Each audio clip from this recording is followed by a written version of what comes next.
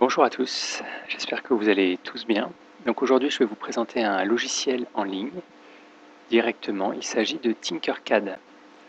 Alors l'avantage c'est qu'il est gratuit, vous n'avez pas à vous inscrire ni à télécharger quoi que ce soit. Ce logiciel permet entre autres de pouvoir dessiner des pièces en 3D, donc en 3 dimensions, qui pourront éventuellement être imprimées sur une imprimante 3D. Donc l'objectif pour aujourd'hui sera de dessiner en 3D une plaque avec votre prénom dessus en respectant certaines mesures. Alors suivez bien ce tutoriel et vous devriez y parvenir sans trop de difficultés.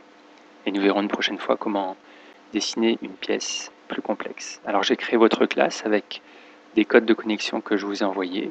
Ça me permettra de contrôler votre travail. Donc vous pouvez soit aller directement sur la page tinkercad.com et faire rejoindre ta classe.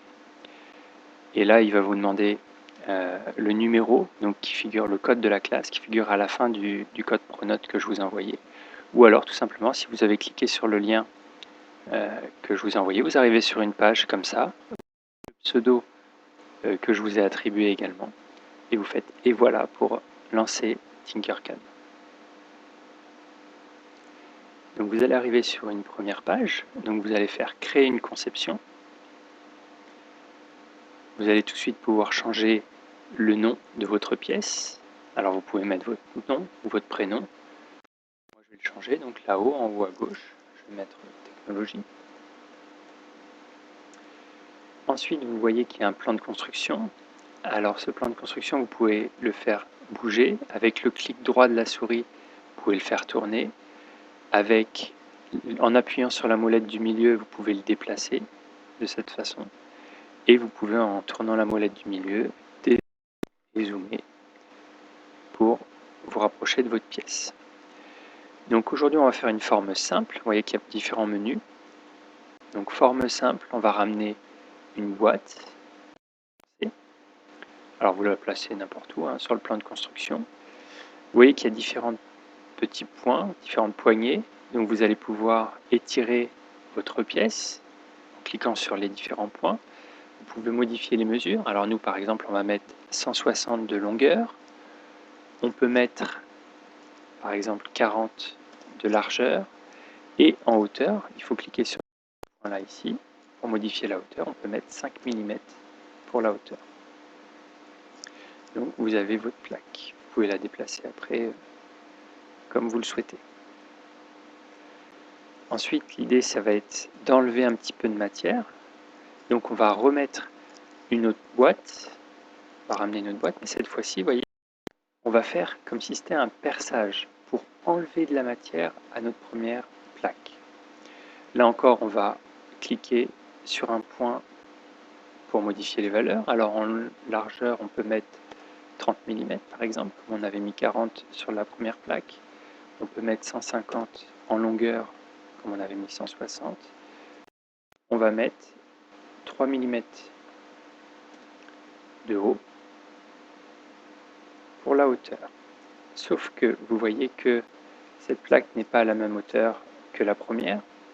Donc si on veut enlever de la matière sur le dessus, ce qu'il faut faire, c'est cliquer sur la petite flèche ici, et ça nous permet, vous voyez, de remonter la pièce qu'on vient de créer là où on veut. On va mettre qu'on veut la faire monter de 2 mm, comme la première plaque était à 5 mm, on a mis une épaisseur pour cette pièce-là. Donc en la décalant de 2 mm, on est bien sur le même plan en haut que la première pièce. Donc sauf que le problème, vous l'avez remarqué, c'est qu'elles ne sont pas centrées l'une par rapport à l'autre. Pour les centrer l'une par rapport à l'autre, on peut sélectionner les deux pièces, les aligner avec le bouton ici, aligner. Vous allez cliquer sur le point pour centrer en longueur, et en largeur sur le point sur le côté.